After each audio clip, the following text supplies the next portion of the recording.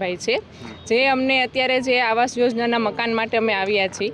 જે અમારે અહીંયા કોઈ વસ્તુ અમને કોઈ ભાડે આપતા નથી મકાન. અમારે ક્યાં જવું? આ નાના નાના બચ્ચા છે ને અહીંયા જે રવાપર રોડ ઉપર જે અત્યારે જે ગેરકાયદેસર જે જગ્યા છે એ ડેમોલેશન કરવામાં નથી આવતું ને અત્યારે જે ગરીબ માણસોનું જે આ મકાન છે એનું ડેમોલેશન કરો છો.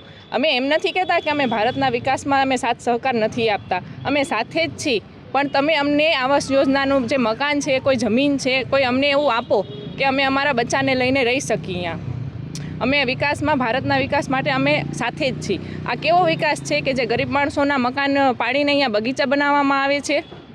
અમે સરકાર માટે એક જ માંગણી કરી છે કે તમે અમને આવાસ યોજના માટે મકાન આપો, રહેવા માટે મકાન આપો અમને. મારું નામ મોર માસુમા રફીકભાઈ છે. અમે લાતી પ્લોટ 13ના શેરી નંબર, મતલબ આ લોકો જ્યાં ડેમોલેશન કરવાના છે એના અમે લોકો રહેવાસી છીએ. આ લોકો એવી વાત કરે છે કે અમારી જે અમે 40-50 વર્ષ થયા, જ્યાં અમને યાદ પણ નથી અમારી જન્મભૂમિ જે છે, અમે અહીંયા રહીએ છીએ. હવે એ લોકો એમ કહે છે કે અમારો જે એકને એક આશરો છે, એકને એક ઘર છે, એ લોકો પાડવાનું વાત કરે છે.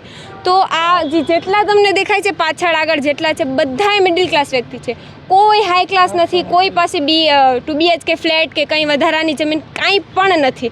તો હવે એમની પાસે કાંઈ ઓપ્શન નથી, તો એ લોકો ક્યાં જશે? મિડલ ક્લાસ વ્યક્તિ જશે ક્યાં? અમે લોકો આજે રજૂઆત કરવા સાહેબને આવ્યા છીએ કે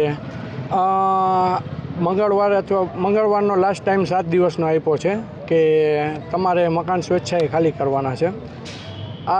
અમે બધાય સ્વેચ્છાએ મકાન ખાલી કરવા તૈયાર જ છે, કેમ કે આપણે એવું જ ઈચ્છીએ છીએ કે વિકાસ થાય, વિકાસના કામમાં અમે બધા સહભાગી જ છે. પણ અમારો મેઇન મુદ્દો અત્યારે એ છે કે અમને ક્યાંય વૈકલ્પિક વ્યવસ્થા થઈ જાય એવી સરકારશ્રીને અને સાહેબને વિનંતી કરવા આવ્યા છીએ કે ક્યાંક વૈકલ્પિક વ્યવસ્થા થઈ જાય તો અત્યારે અમારો સમાવેશ થઈ જાય, કેમ કે અત્યારે કોઈ ભાડે મકાન આ તે કોઈ આપતું નથી, એટલા માટે.